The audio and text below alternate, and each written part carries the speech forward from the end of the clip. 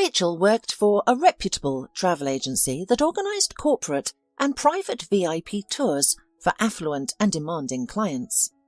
According to her employment record, she was an outbound travel agent. However, in practice, she was a jack of all trades. One day she was engaged in sales or worked with clients. The next day she turned into a marketer or created authors' tours to remote corners of the world. And in the evening, she could become a cleaning lady. Why? The office needed cleaning, and the extra income always came in handy.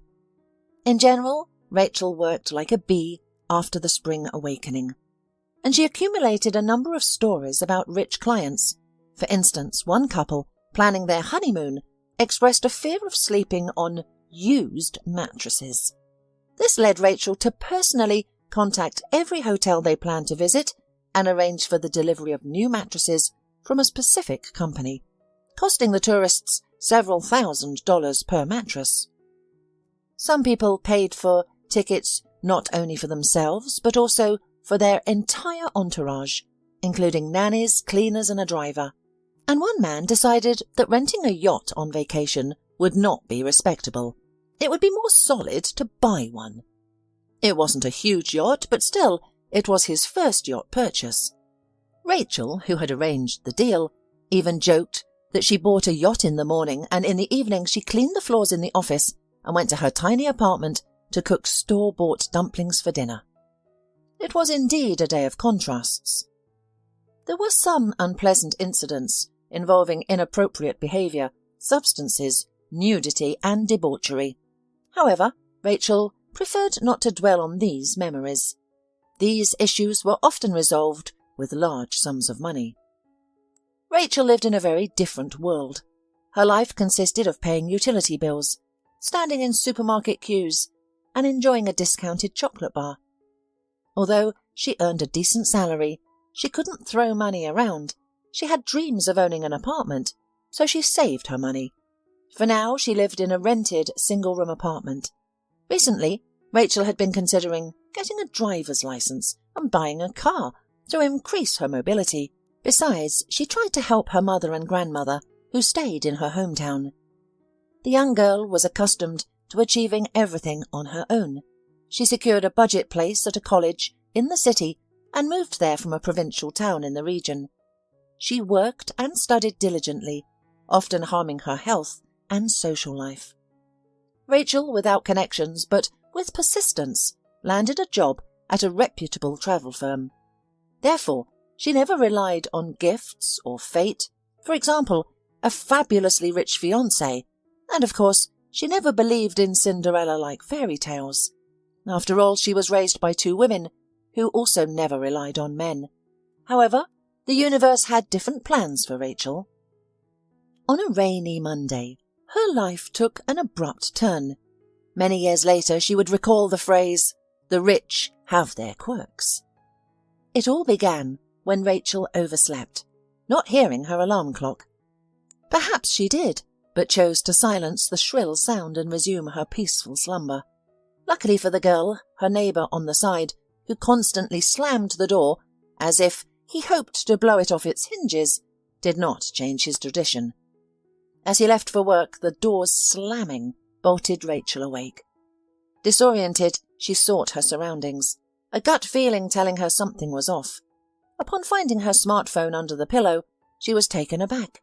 Instantly, wide awake, she sprang from her bed. For the next 10 minutes, Rachael darted around her apartment, attempting to dress, eat breakfast, wash, and apply mascara simultaneously. "Damn it," Rachael grumbled, pulling on her tights. "Why don't I have the features of the Indian god Shiva? Multiple arms. I could use a couple of spare limbs this morning." Rachael hailed a cab, realizing she wouldn't make the bus. However, as they neared her office, the driver surprised her with some news. "I can't go any further. The road ahead is under repair and there's no place to turn around. We'll have to detour, which is quite far." "What?" Rachael exclaimed, straining her mind to gauge the distance she would have to cover in heels to reach her office. To make matters worse, it began to rain heavily, and Rachael had no umbrella. "But I ordered the cab to a specific location," she protested. "Call customer service," the gruff driver retorted. "Get out, or do you want to come back with me?" Rachael realised she had no time for an argument. Vowing to leave a negative review for the uncooperative driver, she stepped out into the rain. It carefully took the girl into its wet embrace, decorating to its taste. Her mascara, unable to withstand the rain, began to run down her cheeks, and her bright red hair coiled into unruly wet curls. Her white blouse was instantly drenched. Rachael attempted to dodge the puddles, performing impressive ballet-like leaps, but to no avail. As she approached the crosswalk, a white Lexus sped by, splashing her generously with water from a puddle. Rachael, a demure and sweet girl who blushed at movie bed scenes and was unaware of crude jokes, reached the end of her patience.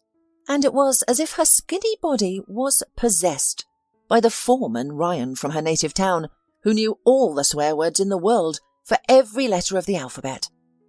The girl took a deep breath and blurted out, "You're an uncouth, arrogant drunk. Did you buy a license, a car, but forgot to buy manners? Didn't you? I hope you encounter red traffic lights everywhere, you creep. I hope you trip and faceplant in that damn puddle."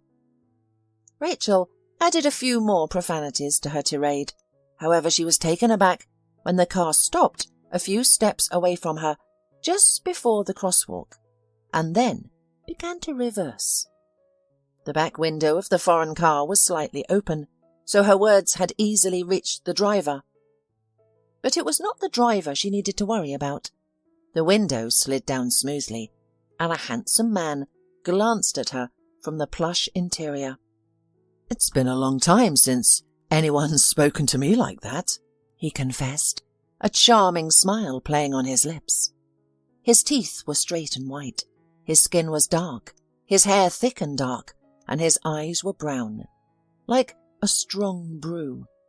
Perhaps on another day Rachael might have swooned over such a handsome man's attention, like ice cream melting in the sun. But here's the problem. Her teeth were chattering from the cold, her shoes were squelching, her hair was dripping, and all of this was not conducive to flirting. "What a waste," Rachael muttered, still angry. "Apologies for my driver's actions," the man said, smiling. "If you're not planning on making a voodoo doll of me and sticking needles in it, maybe I can make it up to you?" Rachael, who had been preparing for a confrontation and had even defiantly puffed out her chest, was slightly taken aback. "No, thank you," she mumbled. "Just drive carefully, please." She attempted to walk around the car, but the passenger signalled to the driver and the vehicle pulled up alongside Rachael again. The cabin door opened invitingly. "I insist. I feel awful," the man complained. "Get in. I'll take you where you need to go. I'll also cover the cost of your ruined clothes. Pick any store and we'll get you something new. And my driver will take care of the dry cleaning." Rachel's eyebrow twitched nervously as she thought, "I get in the car and by morning my photo will be in the crime reports, like body found in the forest belt. Anyone missing? Why is he planning to undress and dress me up? No, thank you."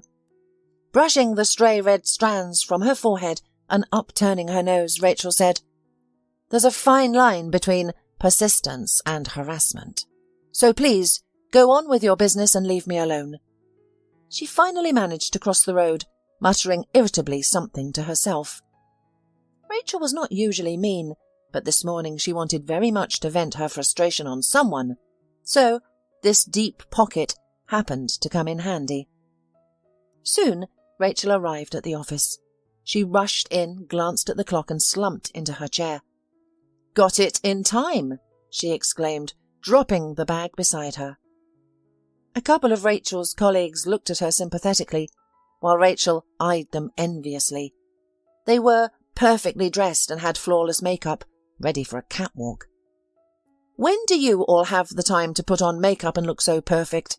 asked Rachael, feeling like a witch who had crashed into a swamp while flying on a broom.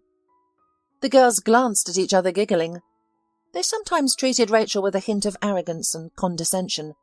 Their behaviour wasn't malicious, but they seemed to believe that a girl from a small town couldn't match up to the city dwellers. "It's simple. I might wake up at 3 or 5 in the morning, but I'll never leave the house without makeup and styling," Diane explained as she peered into a pocket mirror, touching up her lipstick. "We have respectable guests, after all. Of course, there aren't many bachelors, but I still hope to land a golden ticket." "That's exactly what I mean," Sasha sighed dreamily, propping her cheek on her fist. "I decided to work here specifically to find a decent groom. Given our wealthy clients, who would have thought they'd only travel abroad with their mistresses or wives?" "You could be someone's mistress?" Diane suggested. Rachael thought Sasha would take offence at such a suggestion, but to her surprise, Sasha smiled coquettishly. "Do you think so?" Sasha beamed. "There's one I like. He is the jewellery shop owner. He always flirts with me. I think I'll be more compliant with him next time." Rachael, who was trying to wipe mascara traces from her skin with a tissue, coughed. "He's about 50 years old." 62, Sasha corrected her colleague, shrugging her shoulders. "So what?" Afterwards, the girls began discussing how and where to find a wealthy groom. Rachael did not join in the conversation. During the planning meeting, the girls were informed that an important client was expected to arrive at the office momentarily. The man was planning a trip for his work team. When he walked in, Rachael gasped audibly and hid under her desk in reflex, recognizing him as the man from the Lexus. "Here, Mr. Liesel," the boss greeted warmly. "Our top employees will handle your tour. We'll assign an agent for you in a separate office. We have Sasha, Diane, and, Rachael." Rachael realized she couldn't hide forever. Forcing a smile, she peeked out from under her desk, carefully avoiding the guest's gaze. "Yes, sorry, I dropped a pen," she mumbled. Surprised by the behaviour of his most responsible employee, the boss mumbled something before resuming his conversation with Mr. Lisley in a deliberately kind tone.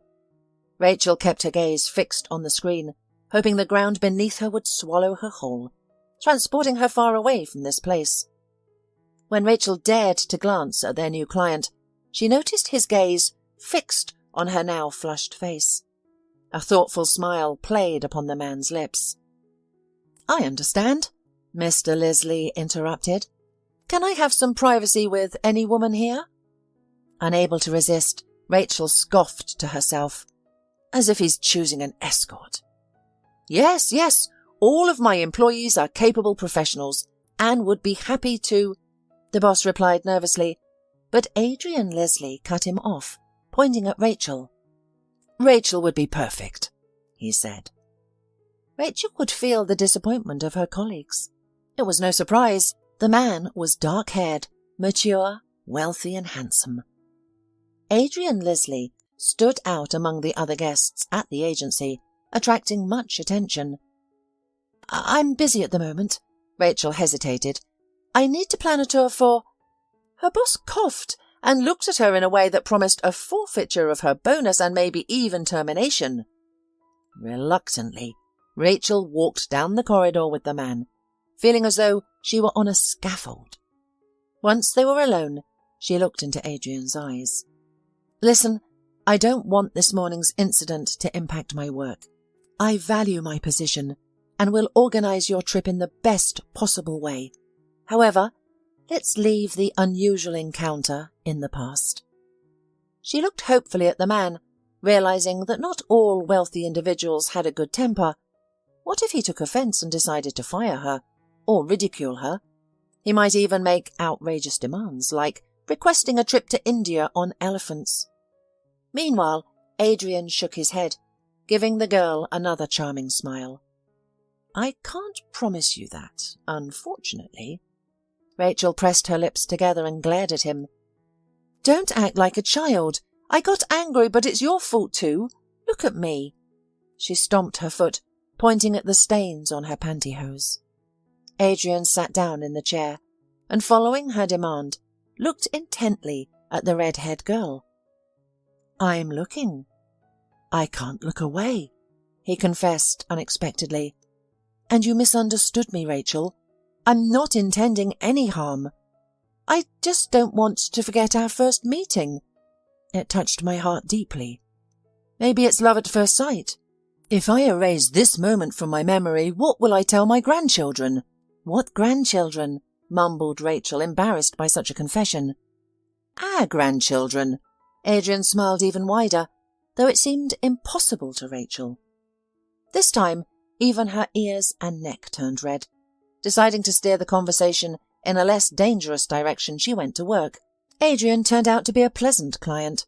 They quickly settled many aspects of the matter. Then he asked her out on a date. "I don't date company clients, it's unethical," said Rachel. Adrian sighed dejectedly. "Then we'll have to cancel our deal. I'll go tell your management." Was it blackmailing? Undoubtedly. Did Rachel believe in that? Regrettably, yes. However, after spending a couple of hours alone, Adrian seemed entirely different than she had originally pictured him. He was witty, courteous, and captivating. Rachel felt flattered by his attention. Of course, being a strikingly beautiful girl, she was always in the centre of male attention. Adrian, however, stood out from all the other suitors who had expressed interest in Rachel. Therefore, when he turned to go to her boss, Rachel impulsively declared, "Don't say anything to him. I agree." As Adrian turned around, Rachel thought he looked particularly handsome. From that moment, they began their romantic relationship.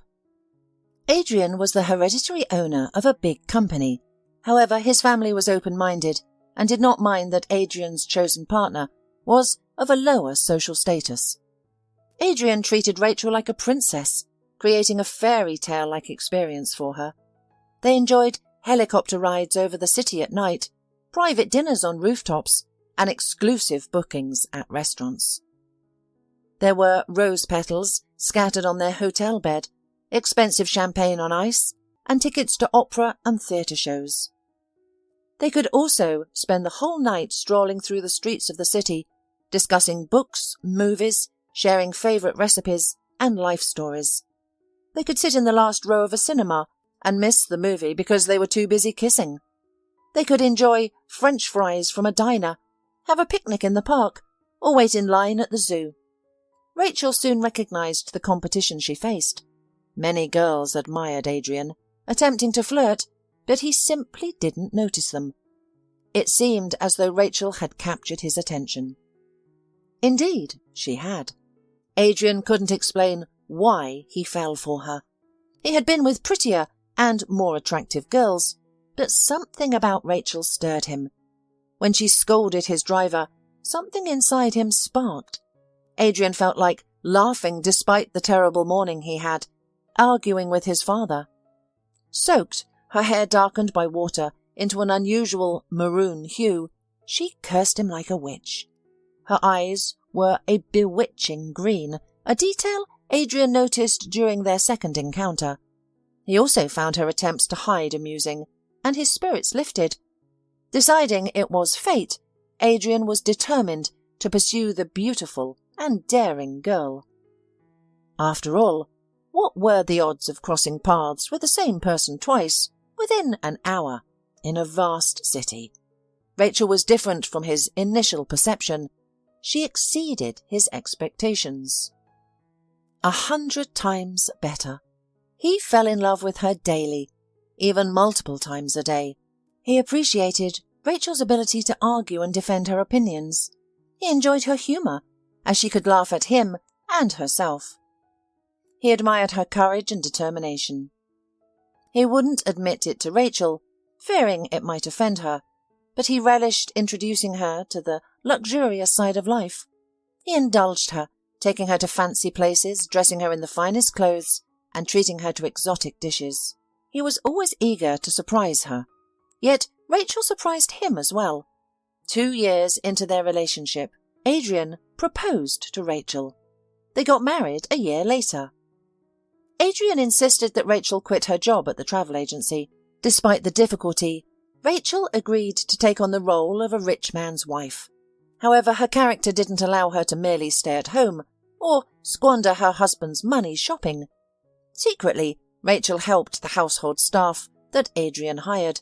She cooked alongside the chef, gossiped with the maid, and even helped rearrange the linen or clean the living room. The gardener taught her how to tend to the roses and trees. On one occasion, she baked 2 pies, one for her husband and one for the staff, and they were touched and surprised by her kindness. However, other problems arose. For instance, Adrian was an extremely jealous man. He interpreted every smile from his wife as flirtation. Adrian was a man of contradictions. He insisted that his wife dress in designer clothes that mirrored his status. However, when she attracted attention of other men, he would become agitated. He would throw his jacket over Rachel's shoulders and send her home as if she were Cinderella, and it was midnight. Fitting into high society of the city was difficult for Rachael. She struggled to be accepted, especially by the affluent wives. It was as though they spoke different languages. Occasionally, Adrian expressed his embarrassment over some of Rachel's habits and characteristics. Ironically, these were the traits that he had initially adored in her, but had later grown tired of. Rachael was offended by that. Nevertheless, she was not overly concerned about such attitude. She believed that jealousy signified love. She had no desire to attend social gatherings, struggling to adapt to that society due to her simple nature. However, one incident deeply affected her. One evening, her husband had guests over. They were in the billiard room playing pool, drinking single malt, and laughing loudly. Rachael decided to serve the men appetizers herself. She knocked and entered the room with a tray. The guests were pleasant to her, yet her husband was furious and decided to escort her out. He grabbed her elbow sharply and painfully as they reached the door. "Are you out of your mind?" he exclaimed. "Are we out of maids that you're carrying a tray?" Rachael retorted resentfully, "I just wanted to be hospitable." "My wife doesn't serve food to men, okay?" Adrian growled, retreating to the game room. Later, during dinner with her in-laws, Rachael started offering business advice. Adrian dismissed her input, saying arrogantly that it wasn't a woman's place, and suggested she should discuss dresses in the women's room instead. Adrian's old-fashioned attitudes and his true feelings towards his wife became increasingly apparent. However, he cleverly alternated these moments with apologies, gifts, and declarations of love. Time and again, Rachael forgave him. After another year, their son Eric was born, marking a significant turning point in their lives. Rachael adored her son, lavishing him with love and attention. The challenges of motherhood sometimes overwhelmed her, leading to tears and sleepless nights. Still, she cherished every moment with her boy. Adrian, however, struggled with fatherhood. He disliked the messiness that came with raising a child, especially when it threatened his pristine white leather sofa. Adrian was upset that his wife was paying him less attention. "Are you jealous?" she finally asked one day, looking at her husband with a smirk. She expected him to take it as a joke, but Adrian's tight-lipped expression showed he wasn't amused. She tried to explain that their child needed extra care, but Adrian remained distant. She suggested spending time together and going on dates, engaged him in games with their child, but to no avail. With time, Adrian began to criticize her more often. Instead of compliments and encouragement, he pointed out her flaws. "You have stretch marks on your belly. They look disgusting, like something from a horror movie. You should see a doctor to get them removed. Money isn't an issue, otherwise we won't be able to go to the beach together." He criticized her weight, her bun hairstyle, which she wore because their son liked to pull her hair, and more. He also couldn't bear the sight of the bruises under his wife's eyes. They had appeared after Eric fell ill, and she had to sit by his bedside all night. So little by little, their marital relationship was gradually deteriorating. Adrian was rarely home, using his work as an excuse. On weekends he attended parties and gatherings with friends, but didn't invite Rachael, citing her exhaustion and appearance. Previously, he would invite her on business trips abroad, but now he didn't even consider it. "Are you going to fly with me along with Eric? He'll cry during the flight, and I'm used to the comfort environment," he scoffed. "You don't like the nanny's help, so stay with him until he's 18. Rachael, biting her lip, once again explained her stance to her husband. "I have no objections to a nanny's assistance. I'm just reluctant to leave our young child with a stranger for an extended period. Eric can't even speak yet. He wouldn't be able to express any issues," said the woman. "That's fine. Enjoy your time with him," Adrian retorted dismissively. As a result, Rachael stayed alone in the mansion again and again, feeling like a ghost or a shadow of an alive person. She felt like a bird trapped in a gilded cage. She spent extensive time with her son, while Adrian increasingly distanced himself, finally moving from their shared bedroom to another room. This situation continued for 2 years. Rachael held on to the hope that things would return to the way they once were. After all, she had sincerely loved Adrian at one point. She couldn't believe that their relationship could abruptly end as it had begun. However, her husband spun for his wife completely another fairy tale. Once Adrian came home on Sunday morning, but he wasn't alone. He brought with him a dazzling blonde young woman, similar to those you see on social media. She seemed to be a living embodiment of fashion trends. "Meet Rachael. This is Missy. She will be staying with us for a while. Missy is carrying my child, so she needs to live in comfortable conditions," Adrian announced. Rachael thought she must have misheard him. Perhaps she was asleep, and this was all just a nightmare. "What?" Rachael questioned, her face contorting into a frown. "Is this some sort of joke?"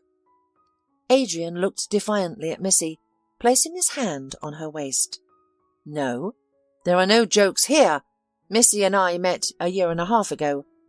You surely didn't think those occasional nights with you were enough to satisfy a man. Naturally, I sought love elsewhere," he stated, grinning at Rachael's shocked expression. "Don't look so surprised, Rachael. All my friends have a mistress in each city. Didn't I mention that even my grandfather had mistresses? My father had one too. He supports her, bought her an apartment, a car. We never discuss it during family gatherings, but my mother knows everything. And like a wise woman, she turns a blind eye. As a smart woman, she understands that men are monogamous. Therefore, you should be smart, Rachael, too." The cheeks of his wife flared up. "Adrian, do you think you're an Arab sheikh?" The woman instantly bristled. "You know, my dear hubby, I have no intention of being the first wife in a harem, so keep your fantasies to yourself. Who do you think you are? How dare you come into the house with her?" "Shut up," Adrian said sharply, his eyes darkening. "This is my house, Rachael. My house. The only thing you have here is dirt under your fingernails. So know your place." Rachael realized it was real. Yeah, maybe Adrian's lost his mind, but she's not going to dig into this mess and find out why her husband decided to humiliate her like this. Not just cheat, but bring a pregnant mistress into their home. All this time, Missy stood timidly behind Adrian, seemingly afraid that the red-haired woman would confront her. However, Rachael didn't care about her rival. In fact, she finally realized that she didn't care about Adrian either. "Good," she responded, her tone suddenly cold, her arms crossed over her chest. "Then we can divorce. I hope you can find time in your busy schedule for it." Missy quickly glanced at her lover, who seemed unhappy with this reaction.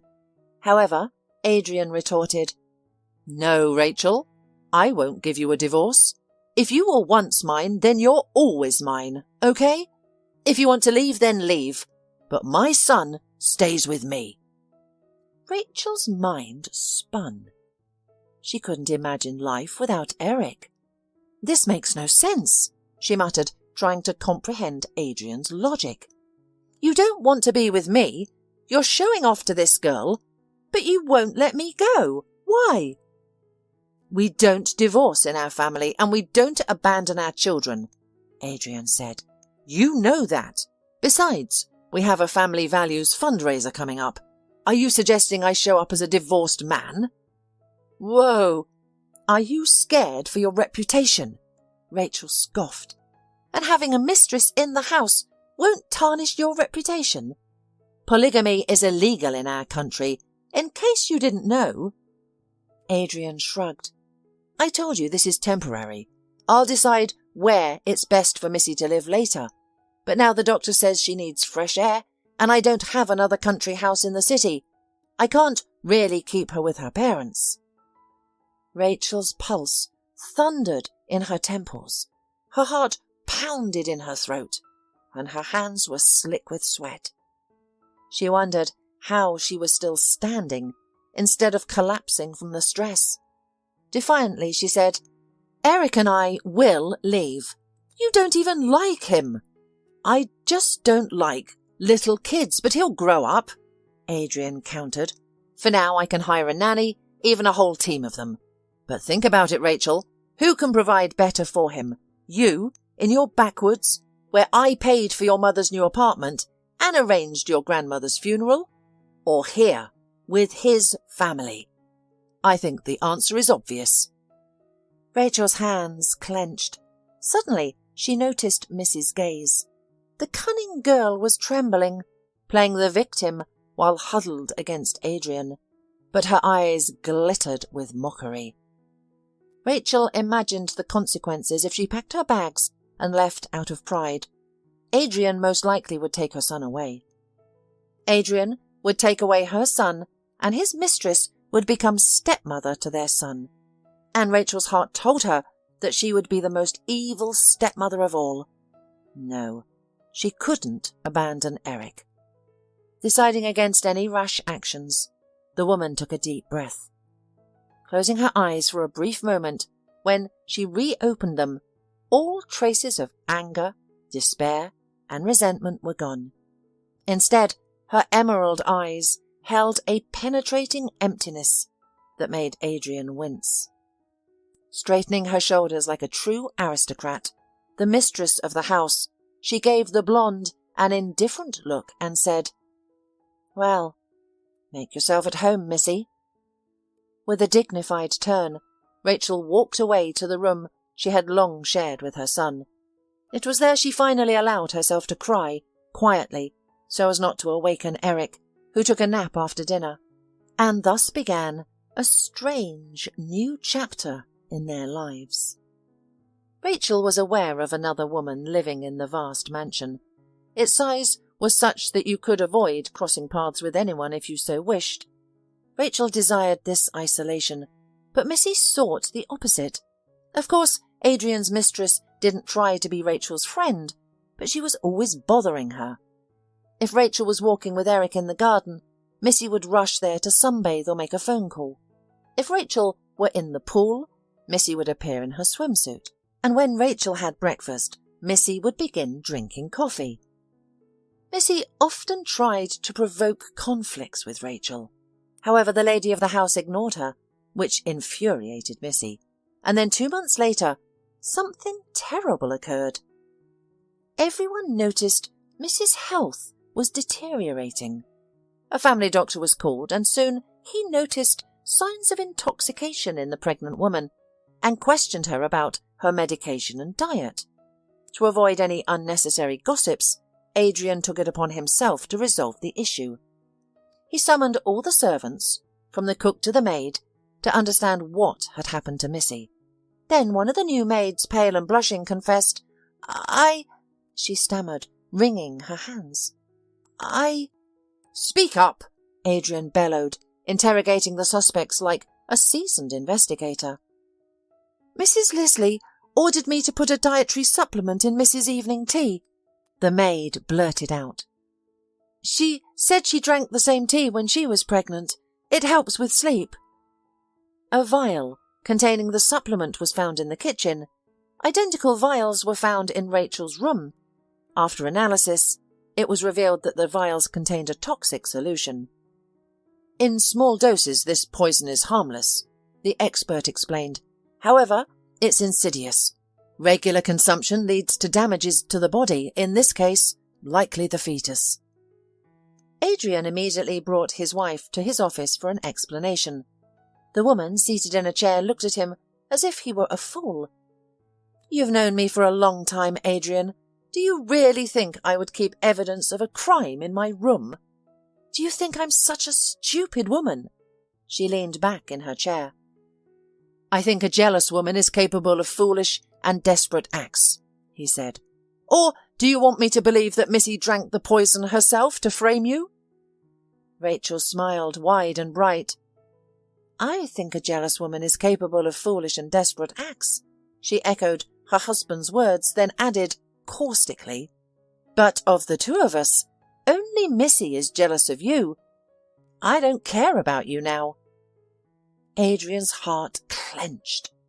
It was strange. He felt something similar to what he had felt before when he had seen Rachel for the first time. Yes, he was aware that he was bored with her. He'd had enough of that gimmick woman, and he was deeply disappointed that he would have to live with only one woman for the rest of his life, especially since she was always babysitting now. But did he feel guilty? No. After all, even a nice new car has a shelf life. A normal man often seeks novelty, unexplored territories. For Adrian, Missy became that new fascination. She appeared at a party, capturing his attention. He held no particular affection for her. Rather, he liked that she was as malleable as clay, letting him shape her as he pleased. Missy listened to his every word like a devout follower. In truth, he was her world. Adrian showered her with gifts, and she thanked him for each one, like a dog grateful for a bone. Rachel never behaved this way. She was too bold, too arrogant, too proud. The news of Missy's pregnancy took Adrian surprised, but he chose to accept it, especially since Missy threatened to announce her condition to the world if he did not support her. Bringing Missy into the house had been a spontaneous idea. Adrian wanted Rachel to feel jealous, to vie for his attention. But her reaction puzzled him. Why did she look at him with such disdain, as if he wasn't her benefactor? He was the one providing her needs. Why was it like this? Had he failed to tame her? Adrian also couldn't understand why he was still attracted to his wife. It was as if their arguments had kindled his feelings. Suddenly the man rose and locked the study door. Rachel tensed, asking, "What are you doing?" Her eyes darted to the window and the man grinned. "The second floor, Rachel. Are you planning to jump?" "I don't know yet," she responded, observing the man's actions. Adrian unbuckled his belt and began to remove his shirt. Rachel's expression tightened. "What are you doing?" she repeated. "I'm here to collect a debt from you. A matrimonial debt. This whole poisoning incident has got me upset. I believe it's your doing and you should be punished." He slapped his belt against his palm. "You're insane," Rachel replied, springing to her feet. She was bewildered. When had Adrian become like this? Or had these traits always been within him, and she had simply been oblivious, only noticing his positive attributes and ignoring the warning signs? "Rachel, have you heard that after a fight, the night is the most intense?" Adrian asked gruffly. "Stay away! You are disgusting to me!" Rachel shouted. Adrian lunged at her, attempting to pin her against the desk. Documents and an expensive fountain pen, Rachel's New Year gift to her husband, flew from the surface. Rachel tried to scream, but Adrian covered her mouth with his hand. He was significantly stronger, and soon the exhausted woman gave in. The ordeal was quickly over. Adrian was satisfied, while Rachel was devastated. "I won't file a police report about your attempt to harm Missy," he said, pulling on his pants. "But you no longer have a place here with Missy. You'll move to your mother's place. Our son stays here. If you dare to utter a word, you'll be jailed for poisoning. And, by the way, before you leave my study, clean everything up." Rachael remained silent. She picked up her torn blouse and covered herself. As soon as Adrian left, she bent down to pick up the handle. Her hand froze as she spotted a familiar surname on a piece of paper lying on the floor. "Flannery," Rachael muttered, feeling like she'd heard it somewhere before. Then it hit her. She realized it wasn't yet time to let go. The next day, Rachael departed, but within a week she had evidence that her husband was involved in illicit activities. Armed with this evidence, she returned to the house, to the very study where her husband humiliated her and almost destroyed her. "Did you miss me?" Adrian snorted upon seeing his wife. "Here are the copies of some very interesting for tax service documents. There's enough here for a few prison terms," she said, tossing a stack of papers onto his desk. "Your father had no idea what you were doing behind his back, did he?" Adrian scanned the papers, turning paler with each page he turned. "Where did all this come from? Are you joking with this? How?" Rachael replied with a modest smile. "You always insisted that women should stick to discussing fashion. I don't care for fashion. I've been paying attention to the so-called wise men. I learned a lot about underhanded and fraudulent deals. The rest was just a matter of time. By the way, thanks for the tip," she said, smirking. "The papers you had me collect that evening, Tom Flannery's name was on them. He was your right hand in your grey schemes of tax evasion, and he used to be our guest. You always mentioned grey schemes and black cash, making the company's trade impossible to trace. Oh, and one more thing. Your safe." She gestured towards the safe next to the cabinet in the study. "The password is your birthday?" "That's really stupid," she smirked. The man pressed his lips nervously. "You shouldn't play this male game, Rachael. I'll get out of it, and you'll end up in jail." "For what?" Rachael asked, surprised. "For poisoning someone's cup, for example," Adrian roared. "Oh, I have something else for you," Rachael said softly, and with a seemingly gentle but extremely cold smile, she pulled out her phone and played a recording. On the video, Miss's voice could be heard. "I had no other choice. I don't care if the baby doesn't survive. The main thing is to become Adrian's wife. I'm tired of being a mistress. His wife irritated me, as did the baby," the woman confessed over the phone to a friend. "I've got a couple of other fascinating videos with the same content. You also appeared in a couple of movies," said Rachael, when the recording was finished. "How? You couldn't. You weren't there," mumbled Adrian, who turned palpably pale. Rachael shrugged with the same angelic smile. She wasn't going to tell him that it was the maids, the cook and the gardener who had become her eyes and ears. They despised Missy, and they truly loved Rachael and decided to support her. Even the poor maid, a young girl, couldn't withstand the guilt and confessed that Missy forced her to lie. She was putting poison in her cup by herself. "What do you want?" Adrian asked. "A son? Money? What?" "Justice," Rachael answered. "All the materials have already been sent to the right place, Adrian, so you can relax now. Everything is decided." Soon, Adrian found himself in prison, unable to buy his way out due to the extensive evidence Rachael had collected. Although his lawyer secured a short sentence, Rachael was indifferent. Missy fled immediately, fearing retaliation, but Rachael had no intention of pursuing her.